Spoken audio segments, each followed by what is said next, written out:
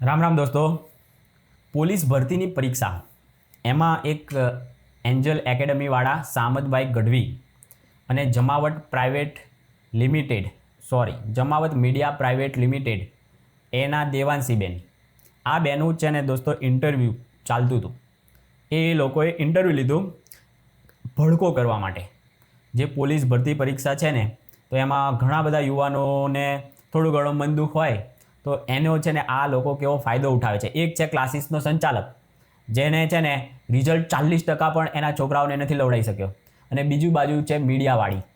આ બંને જણા એની ઉપર ડિસ્કશન કરે છે. એમાં દેવાંશીબેનની દાનત કેવી ખોરી કહેવાય કે એ જણાવતા નથી પબ્લિકને કે આ જે સામતભાઈ ગઢવી છે ને, એણે છે ને આમ આદમી પાર્ટીનો પટ્ટો પહેરી લીધેલો છે. જી હા દોસ્તો, ઓલરેડી એણે છે ને એને એમ કે આગળનો વિડીયો આપણે બનાવેલો ને એમાં એને એમ હશે કે આ મારું નામ લીધું છે એટલે કદાચ હું છું એમ. આપણે તો એ આખી આપણી જમાવટ હતી. પણ અત્યારે દોસ્તો આ વિડીયો જમાવટ, આપણી પથિકની જમાવટના ચેનલ પર છે, પણ આમાં એ દોસ્તો એ લોકોની જે દાનત છે ને એની ઉપર સવાલ છે. આ બધા જ સવાલ આગળ પણ મેં મીડિયાને બહુ સવાલો કર્યા હતા. જ્યારે આખું મીડિયા 6000 કરોડનું કૌભાંડ આવું બધું ચલાવતી હતી ને, ત્યારે આપણે છે ને સવાલ હતા કે આવડું મોટું કૌભાંડ છે જ નહીં, અને એક વ્યક્તિને બદનામ કરવા માટે આ મીડિયા ખોટું કરે છે. બાજારું મીડિયા છે, કોઈ પણ સાબિતી વગર કોકને બદનામ કરે છે. ત્યારે સવાલો મેં કર્યા ને દોસ્તો, તો દેવાંશીબેનને બહુ મરચા લાગી ગયા હતા. મારી પર ફરિયાદ કરી, FIR કરી, અને જે સવાલો હતા ને એના હજુ સુધી એક પણ જવાબ નથી આપ્યા. 6000 કરોડનું કૌભાંડ આવું છે ને 8, 9, 10 મહિના પહેલાં એ રહ્યા ચગાવતા હતા. ઊંચી પતંગો ચગાવતા હતા 9-10 મહિનાથી. અને ભયંકર આમ હડકાયું કૂતરું પાછળ પડે ને એ રીતે ભૂપેન્દ્રસિંહ ઝાલા નામના વ્યક્તિની વાહે પડી ગયા હતા. તો એક જાગૃત નાગરિક તરીકે મેં સવાલો મીડિયાને પૂછ્યા. મીડિયાને દેવાંશીબેનને નહીં, પણ મીડિયાને પૂછ્યા. તો દેવાંશીબેનને ભયંકર મરચા લાગી ગયા અને FIR કરાવડાવી દીધી હતી મારી પર, મારી ચેનલ પર, એમાં કોમેન્ટોવાળા પર. હમણાં જ 4-5 આપ્યાઓને ઉઠાઈ ગયા ને, PSIના વિરુદ્ધ આમ અભદ્ર ટિપ્પણી કરી હતી એટલે ઉઠાઈ ગયા હતા. એવી રીતે એમાં કોમેન્ટો કરવાવાળાને બિચારાને ઉઠાવડાયા હતા. આ એટલી તાકાતવર મહિલા છે, અને આમ ભયંકર પ્રેશર આપ્યું હતું પોલીસને કે આની ઉપર કાર્યવાહી કરો જ કરો. પણ એણે જે સવાલો મેં પૂછ્યા હતા ને આજ સુધી જવાબ નથી આપ્યા. કે એક વ્યક્તિ લાવો જે એમ કહેતો હોય કે હા મારા BZએ પૈસા પચાવી દીધા છે, એવું એક વ્યક્તિ લાવો. હું બસ આટલો જ સવાલ પૂછતો હતો. અને એ લોકોએ પ્રોપોગેન્ડા કરીને 2 કે 3 વ્યક્તિને લાવ્યા હતા ને, ભગવાનની દયાથી એ લોકોએ મારો સંપર્ક કર્યો હતો, અને એ લોકોએ કીધું કે આ તો મને ખોટું મીડિયાએ બોલાવડાવ્યું હતું, આવું કાંઈ છે નહીં, મારે રેગ્યુલર પૈસા આવતા હતા ને આવું બધું એ લોકોએ જ કીધું. અને ભગવાનની સાક્ષી હું તો BZને આમ છે ને ક્યારે એનું નામ નહોતું સાંભળ્યું, અને મેં શરૂ કરેલું કે મને આ મીડિયા ખોટું લાગે છે. એ જ રીતે હમણાં હની ટ્રેપ કરીને અમિત ખૂંટ નામના વ્યક્તિનો ભોગ લીધો. એમાં પણ મેં ચોખ્ખું જ કીધું હતું કે આમાં બિચારાને હની ટ્રેપ કરીને ફસાવે છે, જ્યારે આ બાજારું મીડિયાવાળું આખું તંત્ર એને છે ને બલાત્કારી કહેતો હતો. બોલો. અને એ બધા આરોપો, ખોટા આરોપો સહન ના કરી શક્યો. ખોટી FIRઓ ઠોકાવડાવી મીડિયાએ, પોસ્કોના એવા કે પોલીસ ફરિયાદ લેતી નથી. પોલીસે જોયું કે આમાં તો બિચારાને ફસાવે છે હની ટ્રેપમાં, એટલે નહોતા લેતા. કારણ કે એ લોકોની વચ્ચે જે પણ હશે, અને એ સગીરાનો હવે ઓડિયો અત્યારે મેં જોયું કે જમાવટ મીડિયા પ્રાઇવેટ લિમિટેડવાળાએ પણ કે આની પુષ્ટિ અમે નથી કરતા, અને એનો સગીરાનો ઓડિયો મૂક્યો છે. એમાં એ ખુદ કહે છે કે આને ફસાવ્યા, ભૂલ થઈ ગઈ ને એવું બધું એ સગીરા બોલતી હોય ને એવો વિડીયો આ લોકોએ મૂક્યો છે. અને આગળ પણ પુષ્ટિ નથી કરતા એમ કરીને નરેશભાઈને પણ બદનામ કરતા હતા. એ જિગીસા પહોંચી જતી હતી ગોંડલમાં, એ જયરાજસિંહને ભયંકર વાહે પડી ગયેલી છે આખી બાજારું મીડિયા અને આવા અસામાજિક તત્વો જે કલંકરૂપ છે અમારા સમાજના. એ લોકો હોળીનું નારિયેળ ત્યાં પટેલ સમાજને બનાવી રહ્યા છે ગોંડલમાં. તો એ બધાનો પણ આપણે વિરોધ કરીએ છીએ. ભલે પછી એ મારા સમાજના જ કેમ ના હોય, ખોટા હોય એવા કોઈ તત્વોને આપણે જરા પણ પ્રોત્સાહન આપતા જ નથી. આપણું કામ આ દેવાંશીબેન જેવાનું જેવું છે ને એવું નથી, કોઈને બદનામ કરી નાખવાના ખોટી રીતે. એ ધંધો મારો નથી, એટલે હું તો સવાલ કરવાનો જ છું. અને અત્યારે જે આ સામત ગઢવી એ જે પોતે જ એક એન્જલ કંઈક એવી એકેડમી ચલાવે છે, બોલો આ શિક્ષકના નામ પર કલંક ના કહેવાય કે જેણે આમ આદમી પાર્ટીનો પટ્ટો પહેર્યો છે અને અત્યારે એ આંદોલનનું હળગાવે છે, અને હોળીના નાળિયેર બિચારા એ પોલીસ જે ભરતી પરીક્ષાના વિદ્યાર્થીઓને બનાવી રહ્યો છે, આવી રહ્યો એ યુવાનોને બરબાદ કરવા માટે, આ પોતાની કારકિર્દી બનાવવા માટે મથી રહ્યો છે. આ ગોપાલે એ જ કર્યું અમારી સાથે. પાટીદાર આંદોલનના નામે આ લોકોએ કેટલા અમારા યુવાનોનો ભોગ લીધો, અને એ હરામખોર હવે ત્યારે તો એ કહેતો હતો હું કોઈ પોલિટિક્સ જોઈન નહીં કરું, આમ નહીં કરું, તેમ નહીં કરું, અને અત્યારે એ હરામખોર જોઈ લો પોલિટિક્સને એ કરે છે. આખું કેટલી હદે ગુજરાતને બરબાદ કરવા માટે એ બધા મથી રહ્યા છે. પટેલ સમાજને જેમ બરબાદ કર્યો ભોગ લીધો ને, હવે હજુ પણ એ લોકોને સંતોષ જ નથી. અને આવા જમાવટવાળા આ દેવાંશીબેન જેવા આવા તત્વોને પ્રોત્સાહન આપે, એનો અસલી ચહેરો બતાવે નહીં વિદ્યાર્થીઓને કે આ આમ આદમી પાર્ટીના છે અને એટલે આવા આંદોલનના નામે તમને ભડકાવે છે. આવું સાચી વાત દેવાંશીબેન નથી કરતા. કેટલા યુવાનોએ મને કોમેન્ટો કરી છે આગળની એક વિડીયો મૂકીને એમાં કે આ તમે ખૂબ જ સાચી વાત કરી, 40% આવ્યા છે, 40%નો ક્રાઇટેરિયા છે. હવે તમે વિચાર કરો, પોલીસ ભરતી પરીક્ષામાં એક ક્રાઇટેરિયા હતો કે દોડીને એ કરવું, બરાબર, અને બીજો આ ક્રાઇટેરિયા ઉમેર્યો કે 40% લાવવા. આમાં શું ખોટું કર્યું? તો આ ભડકાવે કેવી રીતે કે આમાં તો ઓબીસીનો હક મારી દેશે, આમાં તો બિચારા આદિવાસી યુવાનો પરીક્ષા પાસ જ નહીં કરી શકે. આ શું છે?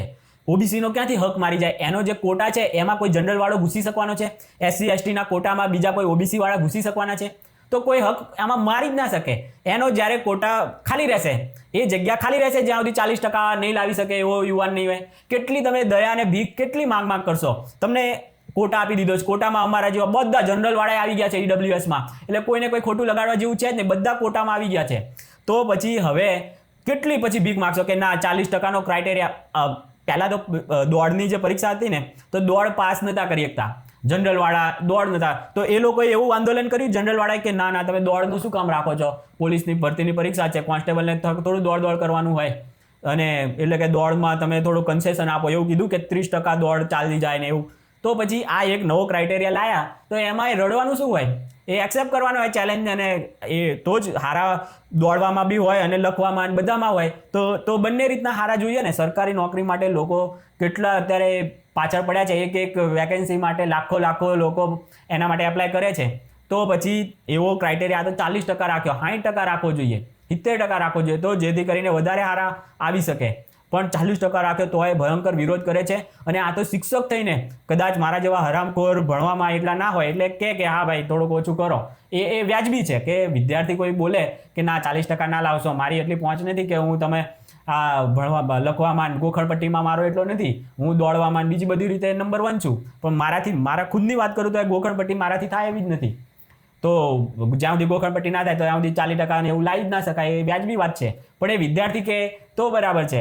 અને આ જે ક્રાઇટેરિયા આવો બધો રાખે છે એ તો ટકાવારી પર જ મેરિટ હોય છે કે 50% મેરિટ. આમ તો બીજા બધામાં તો કેટલાય અટકે નક્કી જ નથી હોતું, પણ આમાં તો 40થી નીચે જતું રહેતું હતું ને એવા લોકોને પણ પછી મળી જતી હતી જોબ. તો આ વખતે આ લોકોએ 40%નો એક ક્રાઇટેરિયા રાખ્યો. તો આમાં ખોટું શું છે? 40% લાવવા માટે મહેનત કરવાની, જે રીતે દોડીને એ ક્રાઇટેરિયા પૂરો કરો છો એ જ રીતે હવે 40% માટે મહેનત કરવી પડશે. જો તો મેઇન કામ શું હોય છે પોલીસ કોન્સ્ટેબલનું?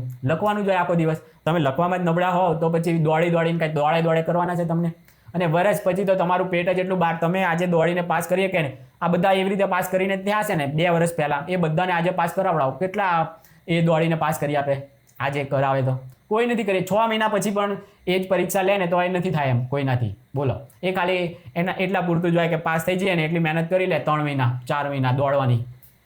તો આ રીતે બધા પાસ કરે છે, બધાનું એવું છે, ખાલી એટલા ટાઈમ પૂરતું પાસ કરે. અને આ બધી જે પણ પરીક્ષા લે છે, ધારો કે કોણ બનેગા કરોડપતિની જેમ કે 4 ઓપ્શનમાંથી એક ઓપ્શન સિલેક્ટ કરવાનો, અને આવી બધી જાતની પરીક્ષામાં આવા જ સવાલ હોય છે. જે ગોખણપટ્ટી વાળો હોય ને એ જ પાસ કરી લે. એ જ પેપર 2 વર્ષ 5 વર્ષ પછી એ જે એણે પાસ કરેલું હોય ને અત્યારે પોલીસ કોન્સ્ટેબલમાં, એ જ પેપર 5 વર્ષ પછી આપે. આઈપીએસને પણ એણે જ્યારે યુપીએસસી ક્રેક કર્યું હોય ને એ જ પેપર 5 વર્ષ પછી આપે ને તોય બોલો એ પાસિંગ માર્ક પણ ના લાવી શકે. આવી તો આ લોકોની પરીક્ષાઓ હોય છે. અને આની કોઈ જરૂર જ નથી. અત્યારે જે પણ સવાલ ગૂગલમાંથી ચેટ જીપીટી, હવે તો એઆઈ આવી ગયું, તો આવા બધા સવાલોથી જવાબ લેવાના. એ બધા કરતાં પ્રેક્ટિકલ કેવો છે માણસ, એમાંય પાછા આ સવાલોમાં બહુ ભૂલ કાઢતો હતો સામતભાઈ. કેવી ભૂલ કે 1 લાખ કિલોમીટર સમથિંગ ગુજરાતનું એક ક્ષેત્રફળ કે એ હતું ને, એમાં 1 લાખ 4 ઓપ્શન છે. બીજા 3 ઓપ્શનમાં 3 લાખથી શરૂ થાય છે, અને એક ઓપ્શન છે એમાં 1 લાખથી શરૂ થાય છે. તો આ હરામખોરો શિક્ષકો વિરોધ કેવો કરે કે અમુક જગ્યાએ આધિકારિક રીતે ચોપડામાં પાછળ 224 લખેલા છે, અને આમાં તો લખેલું હતું કે 0 224 એવું કંઈક આમાં ભૂલ છે, 0 છે. અરે ભાઈ, ખાલી એક મિલીમીટર છે ને, 1 મિલીમીટર આમ ગણવામાં એ કરે ને તો એ એટલા 24 કિલોમીટરનું વધી જાય. આખું ક્ષેત્રફળ ગણો ને તો આટલી સામાન્ય બુદ્ધિ નહીં હોય. જવાબ તો 1 લાખ વાળો જ આવવાનો છે ને, પાછળ ભલે ને 24 છે ને 400 છે ને એના જેટલા હોય એટલા, આગળ તો 1 લાખથી શરૂ થતો છે ને એ જ સિલેક્ટ કરવાનું હોય. તમે ગણો તોય અલગ આવે, બીજા ગણે તોય અલગ આવે. જો ક્ષેત્રફળ ગણવા જાઓ ને, કોકને આમ 1 લીટીનું જ ખાલી ફરક હોય ને તોય એટલા 24 કિલોમીટર વધઘટ થયા જ કરે. એમાં તો આ લોકો આવી ભૂલ હોદે. બોલો, આ શિક્ષક પાછો શિક્ષક થઈને આવી ભૂલો હોદીને લાવે. પેલી જૈનવાળું હતું તો એ લોકોએ સુધારી લીધું, કારણ કે એ લોકોને લાગ્યું કે આ ભૂલ છે તો સુધારી લીધું. અને પછી બેન્જામિન ને એવી એક પાછી ભૂલ લઈને આવ્યા કાના માત્રની. બીજા બધા જે શબ્દો છે એનાથી અલગ જ છે, પછી ભલે ને એમાં કાના માત્રની થોડીક ભૂલ છે તો એના લીધે કંઈ એ જવાબ બદલાઈ જવાનો છે, એ જ આવવાનો છે, અને સિલેક્ટ કરવાવાળાએ એ જ કર્યો છે. કદાચ ચાલો માની લઈએ કે આ લોકો બહુ વિરોધ કરે છે ને તો એ સવાલ કાઢી નાખે, તો જેણે એ સાચો જવાબ આપ્યો છે તો એને તો નુકસાન થયું ને, એના માટે તો એ નુકસાન થયું કે આ જ જવાબ હતો તો આને તો કાઢવાની જરૂર નથી. એટલે ખોટો વિરોધ ના કરાય. તમારા કારણે છે ને કેટલાના ઘર બરબાદ થઈ જાય. તમે બીજા કોઈ તમારા છોકરાઓના તમારા સ્ટુડન્ટનું સારું કરવા જાઓ, એમાં તમે ક્લાસીસો લઈને 80,000 રૂપિયા એને ડિલીટ કરી નાખ્યો. મેં કાલે વિડીયો બનાવીને પહેલાં જ એ લોકોને આપણે પૂછ્યું હતું, એટલે મેં મેસેજ જ કર્યો હતો. એણે છે ને નંબર આપેલો હતો. આ લોકો એડવર્ટાઇઝ કેવી કરે એ પણ જોવા જેવું છે. એણે નંબર આપેલો કે કોઈ આમાંથી 10માંથી 10 માર્ક લાવ્યું હોય તો મને આ નંબર પર એમ કે કોલ કરજો, મેસેજ કરજો, તો મારે જોવું છે એમ કે આમાં જે 10માંથી 10 લાવ્યું હોય એવું કંઈક બોલે છે અને એનો નંબર આપે છે. એના નંબર પર આપણે લખીને મોકલીએ ને તો સીધી જ એની એડવર્ટાઇઝ આવી જાય કે 10 મહિનાનો કોર્સ છે અમારો, 80,000 રૂપિયા છે, અને રહેવાનું જમવાનું ને એવું દર મહિને 10,000 રૂપિયા લઈશું. આવો બધો આખો મેસેજ આવી જાય. અમારી આ ટેલિગ્રામ આમ કરી નાખો, જોઈન કરી નાખો, ફલાણું કરી નાખો. તો ખાસ તો સરકારોને પણ વિનંતી છે કે આ રીતે આ લોકો ડેટા ભેગો કરી અને આના ગ્રુપમાં પછી આ ગુજરાતમાં ભયંકર આંદોલન ને આમ અરાજકતા ફેલાવવાનું કામ તો નથી કરતા ને. આ બધાના નંબરો લઈને ને બધાને ટેલિગ્રામ ગ્રુપો જોઈન કરાવીને આ પણ એક રિસર્ચ કરવા જેવું છે. કારણ કે આ શિક્ષક ઓછો છે ને આપીઓ વધારે છે, તો આમ આદમી પાર્ટીનો એરિયો નેતાળો છે તો એ શિક્ષક તરીકે તો એ નૈતિક કહેવાય જ નહીં. જેણે આમ આદમી પાર્ટી જોઈન કરી લીધી એને હવે એમાં જતું રહેવાય કે હું નેતા જ છું અને નેતાગીરી કરું. એને ક્યારેય આ પટ્ટો પહેરીને પછી હવે તું શિક્ષક કહેવાય જ નહીં. શરમ આવી જોઈએ સામતભાઈને તો. પણ હવે શું કરીએ, આ લોકોનું કોઈ સ્ટાન્ડર્ડ જ નથી. પોતે જેટલા અનૈતિક છે ને તો હવે એના વિદ્યાર્થીઓ કેવા હોવાના તમે વિચાર કરી લો. આની પાસે ભણનારો વિદ્યાર્થીમાં કેટલું ઝેર રેડતો હશે. એ 10 મહિના એની પાસે ભણે તો કેટલું ઝેર રેડતો હશે આ આપ્યો. એ વિચાર કરો. મને તો દુઃખ થાય છે એના વિદ્યાર્થીઓ ઉપર. ક્યારેય આવા લોકોની પાસે ભણીને એ ક્યારેય એની ફરજ નિભાવી જ નથી શકવાનો. બસ હક આપો, હક માટે લડો, હક માટે લડો. આ રીત છે. 6 કરોડ લોકો છે. તમારે જ સરકારી નોકરી તારે જ જોઈએ ભાઈ, તમારા જ સ્ટુડન્ટને જોઈએ. આ કેવું કહેવાય? બધા પોતાના 6 કરોડ તો 6 કરોડને આપો ને સરકારી નોકરી. હક કહેવાય બધાનો. સરકારી નોકરી હક કહેવાતો હોય તો 6 કરોડ લોકોનું તો શું 6 કરોડ સરકારી નોકરી મળવાની છે ગુજરાતમાં? શરમ પણ નથી આવતી આ હરામખોરોને. બસ પૈસા કમાવા છે અને પાછી અધૂરામાં પૂરું એમની રાજનીતિના હોળીના નાળિયેર પણ એ જ યુવાનોને બનાવવા છે. બોલો, 80,000થી એનું પેટ નથી ભરાતું. હજુ એને એના ભોગ લેવો છે, એની કારકિર્દીનો, એના મગજમાં ઝેર રેડીને એનો ભોગ લેવો છે. બોલો, શરમ આવી જોઈએ આ સામતભાઈને. એ દેવાંશીને એક પણ એવો સવાલ નથી પૂછ્યો કે જે એને સાચો આમ વિદ્યાર્થીઓ માટે હોય. કારણ કે બીજાને આ જે હક લેવડાવે છે તો બીજાનો હક મારીને જ આ લેવડાવે કે બીજા એ કંઈ નવો હક તો પેદા નથી થઈ જવાનો ને. આ જેટલો હક લેશે ને એ બીજા કોઈકનો મારીને લેશે. એ ધારો કે 40%ની ક્રાઇટેરિયા ખતમ કરી નાખે તો આનો હક એ ઓબીસીમાં જે 40% લાવી શકે એવો છે સ્ટુડન્ટ, જે આ વર્ષે ના બેસી શક્યો અને આવતી વર્ષે બેસવાનો છે, તો એનો હક ના મારી ગયો અત્યારથી તમે ક્રાઇટેરિયા કાઢી નાખો તો બીજા બધા એ બેઠકો પર આવી જાય અને 32 વર્ષ સુધી આ ઉધઈ લાગી રહે. પછી એ પેલા આઈપીએસ દાસ સાહેબ સલાહકાર કોઈ છે સીએમના, એમણે બહુ સારો જવાબ આપ્યો હતો કે અમારે તો 32 વર્ષ સાચવવાનો છે, ભલે ને 2 વર્ષ મોડો અમે એ જગ્યા ભરશું તો અમારે કાંઈ નુકસાન નથી, પછી નહીં તો 32 વર્ષ સુધી આ ઉધઈ લાગી જાય. પણ આવું કાંઈ જ આ શિક્ષક તરીકે કારણ કે એને પોલિટિક્સ કરવું છે. હવે એના માટે પોલિટિક્સ કરવું છે તો એના રાજકીય રોટલા શેકવા માટે ક્યાંક તો હળગાવવું પડે ને. કોકને તો બલીના બકરા બનાવવા પડે ને. તો એ બલીના બકરા અત્યારે પોલીસ ભરતીના એ બધાને બનાવવા છે. બોલો, એને 80,000 રૂપિયા ફીઓ લઈને એ 40% નથી લાવી ઉડાવી શકતો. 40% પણ શરમજનક કહેવાય. સામતભાઈને તો હવે શું કહેવું. એ શિક્ષક ઉપર કલમ છે. શિક્ષકો આવા ના હોય, આવા હાવ અનૈતિક કામો ના કરાય. તમારે પોલિટિક્સ અલગ હોય કે આ તો પણ એમાં આપ્યા જ એવા છે જ, તો હવે શું કરી લેવાના. એ ઈસુદાન અને આ દેવાંશી પણ ભવિષ્યમાં કદાચ આપ જોઈન કરી લે તો નવાઈ નહીં પામતા. કારણ કે આ ઈસુદાન છે ને એ આ જ ધંધો કરતો હતો, અરાજકતા ફેલાવતો હતો. આંદોલન થઈ ગયું, ફલાણા આંદોલન કરશે, પાટીદારો આંદોલન કરશે, ક્ષત્રિયો આંદોલન કરશે, આર્ય આંદોલન કરશે, ટાટવાળા આંદોલન કરશે. આની તમે જમાવટ પ્રાઇવેટ લિમિટેડ, જમાવટ મીડિયા પ્રાઇવેટ લિમિટેડની એ જોવો ને થંબનેલ ઉપર, આર્ય આંદોલન કરશે, આ આંદોલન કરશે. આ દેવાંશી બેન હળગાવાના ધંધા કરે છે. શરમ પણ નથી આવતી પાછી આ લોકોને. બોલો, આવા પત્રકાર હોય. પેલા જો એક હમણાં જ અમદાવાદ મીડિયાવાળો એ દારૂના અડ્ડા ને બહાદુર એને કહેવાય, અને આવી રહીએ તો સરકારને અમે સવાલ પૂછે છે એટલે બહાદુર કહેવાય. અમે તમને સવાલ પૂછ્યા તો ગેંગે ફેફે થઈ ગયા ને ઉપરથી મોઢું બંધ કરાવવા માટે એફઆઈઆર કરાવી દીધી અને કે અમે સરકારને સવાલ પૂછે છે એટલે બહાદુર. સરકારને સવાલ એટલે પૂછો તમને છે ને મોઢામાં પછી બંધ કરવા માટે પૈસા ઠૂંસે એટલા માટે સવાલો પૂછતા હોય છે આ બધા. એનો આરટીઆઈ વાળો આપણે મૂક્યો જ છે, એકદમ પ્યોર આરટીઆઈથી જવાબ લીધો. કેટલા રૂપિયા? 20 લાખ રૂપિયાથી વધારે પ્લસ જીએસટીના આવી રીતે રૂપિયા લીધા છે ગુજરાત સરકારની એક એનાથી બોલો એ કંપનીમાંથી. આપણને આરટીઆઈથી જવાબ મળે જ છે. દેવાંશીબેન ના પાડી દે કે ના નથી લીધો મેં સરકારનો અને એમણે મફત પૂછ્યું હતું. હું ક્યારેય સરકાર પાસેથી 1 રૂપિયો નથી લેતી કે કોઈ દિવસ. બોલો, આ પ્રૂફ સાથે આપેલું જ છે મેં. એક 5 મિનિટના કેટલા 1.5 લાખ રૂપિયાના આવા રૂપિયા લીધા છે. અને તો પણ બેશરમો હળગાવા ગુજરાતે તમને ગુજરાતની તિજોરીમાંથી આટલો રૂપિયો તમે લો છો તોય તમને ગુજરાતમાં ભયંકર હળગાવવામાં તમને શરમ પણ નહીં આવતી. આમ આંદોલન થશે ખોટી. પટેલ વિરુદ્ધ તો એટલું ભયંકર ઝેર છે ને આ બધામાં. આખા આ જેટલા પણ મીડિયાવાળી છે, નિર્ભય છે અને આ બધું જમાવટ છે ને આ બધા લોકો ભયંકર દ્વેષ રાખે છે. ઈર્ષા અને દ્વેષથી બળી ગયા છે. કારણ કે એ પ્રગતિ કરે છે. એમાં ખાસ તો હસમુખભાઈને એટલે ટાર્ગેટ કરે છે કારણ કે પટેલ સમાજમાંથી આવે છે. આ દેવાંશીબેન આગળ પણ હસમુખ પટેલ વિરુદ્ધ આખું અભિયાન ચલાવ્યું હતું. હમણાં જ ગયા મહિને 2 મહિના જેવું થઈ ગયું ત્યારે અલગથી અભિયાન ચલાવ્યું હતું હસમુખ પટેલ વિરુદ્ધ. ગજબનાક આ લોકોમાં એટલી કુંઠા છે. કેમ આ વ્યક્તિ સારું કરે છે? કારણ કે પેલો યુવરાજનો ધંધો ચોપટ થઈ ગયો. આ લોકોની આખી ટોળકી છે એ યુવરાજસિંહ છે, એની સાથે દેવાંશી, પછી ગોપાલ, આ આખું આપિયાઓની ટોળકી છે. ભવિષ્યમાં દેવાંશી બેન કહે કે હું ક્યારેય પોલિટિક્સ જોઈન નહીં કરું. આ ગોપાલ કહેતો હતો જ આવી ગયો. કારણ કે આ લોકોની ભાષા સેમ જ છે, અલગ પડતી જ નથી. મને એમ હતું આપણે તો આ ભાઈ સામતભાઈને ઓળખતા જ નહોતા.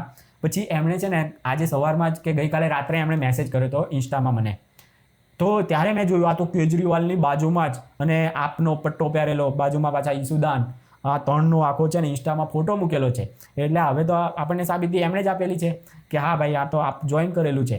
પણ દેવાંશી બેન કેટલા છેતરે છે દર્શકોને. કહેતા નથી કે આ આપના છે નેતા. એ લોકોને બેહાડે ને ત્યારે એમ એના બનાવી નાખે કે પોલીસ ભરતી આંદોલનકારી. પછી આમ પટેલ સમાજના તો એવું જ હોય કે પટેલ સમાજના ભાજપનો હોય કે આપીઓ હોય કે કોંગ્રેસી હોય તો એ પટેલ આગેવાન આવું લખી દે. બોલો, આ છેતરતા નથી તમે દર્શકોને? જેમ એ લોકોની ટેગલાઈન એમને મન ફાવે ને એવી નીચે લખી નાખે કે ફલાણા આગેવાન, ફલાણા આમ, આ શિક્ષક, એવું બી બનાવી નાખે. અને સામતને કોઈ વાર શિક્ષકે બનાવી નાખે. બાકી આ એકેડેમી ક્લાસીસનો સંચાલક છે ને ક્લાસીસો ચલાવવાનો એનો ધંધો છે એવું નથી કહેતા.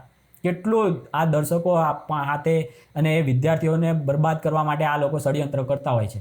કારણ કે એમની પાસે પ્લેટફોર્મ છે અને આપણે સાચું બોલશું તો એફઆઈઆરો ઠોકશે. કોઈ ડર નથી રાખવાનો. તમારે જેટલી એફઆઈઆરો ઠોકવી હોય ને એટલી ઠોકો. કારણ કે સાચું બોલવાનું છું. સાચું બોલવા માટે કોઈનો ડર નથી રાખવાનો. મેં ત્યારે પણ સાચું જ પડે. 6000 કરોડનું કૌભાંડ આવું કરતા હતા. આપો જવાબ લો. 6000 કરોડનું કૌભાંડ ક્યાં છે?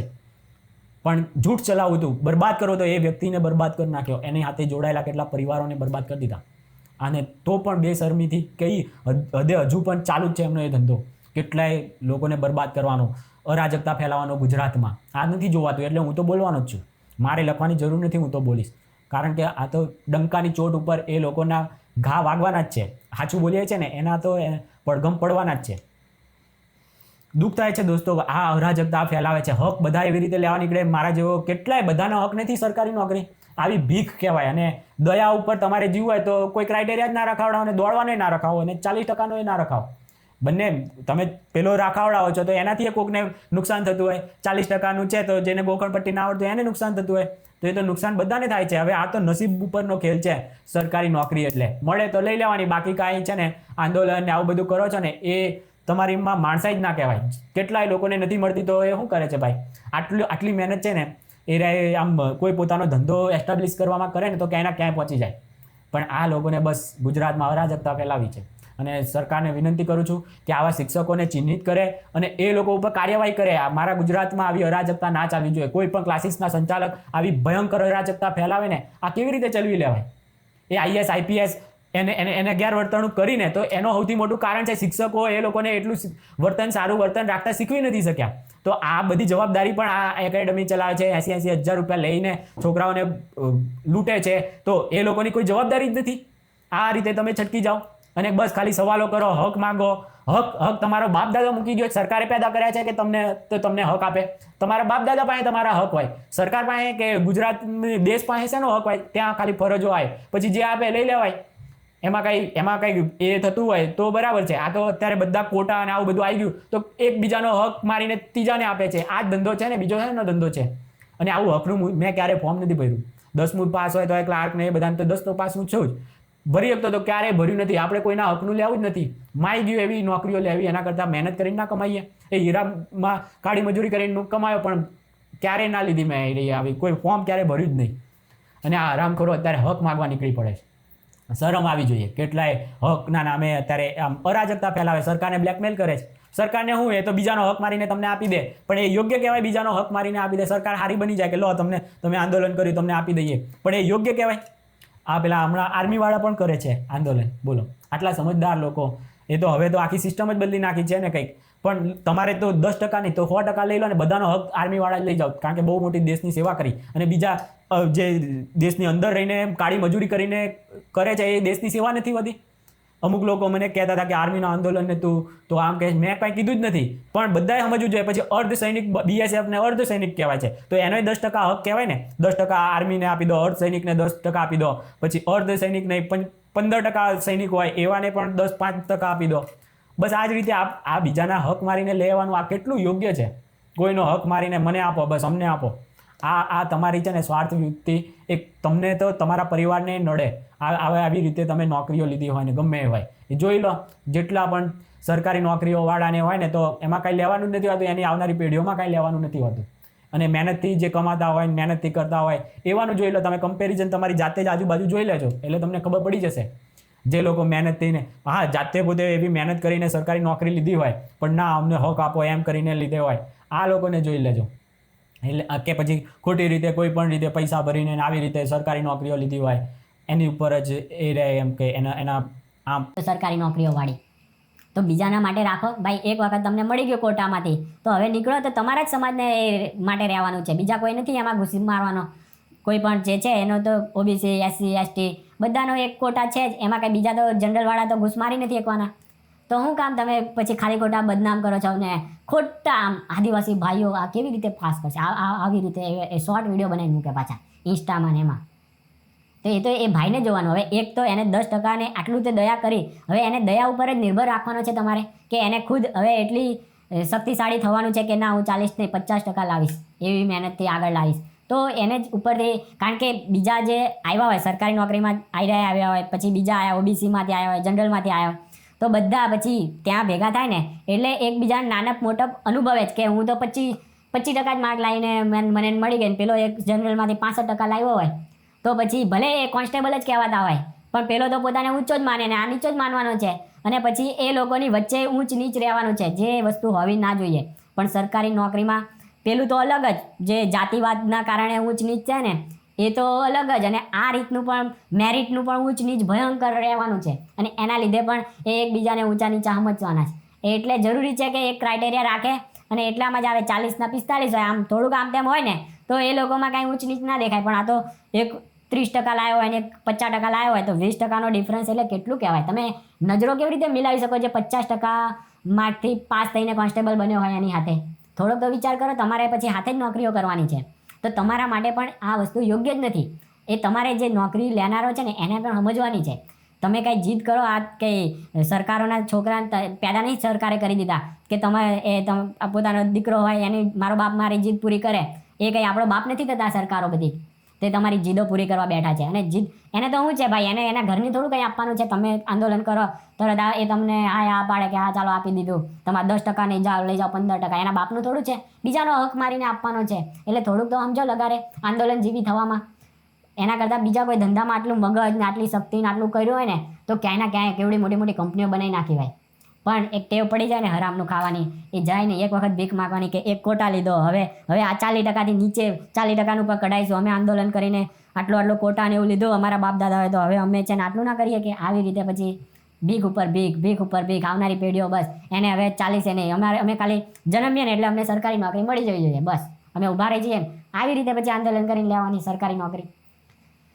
અફસોસ થાય છે. કોઈને ખોટું લાગે તો ભલે લાગે, સાચી વસ્તુ તો કહેવાની જ છે. તમે આ વસ્તુઓ બીજાના હક મારીને કરો છો જે પણ તમને, નહીં તો કોર્ટમાં તમે સાચા હો તો કોર્ટમાં ગયા જ છે ઓલરેડી, તો કોર્ટમાં તમે સાબિત કરો કે આ અમારી સાથે આવી રીતનો અન્યાય થયો છે, તો કોર્ટ ડિસિઝન લેવાવાળું છે જ. પણ આવી રીતે બ્લેકમેલ કરીને તમે કોઈ વસ્તુ કરો ને એ કોઈ રીતે યોગ્ય નથી.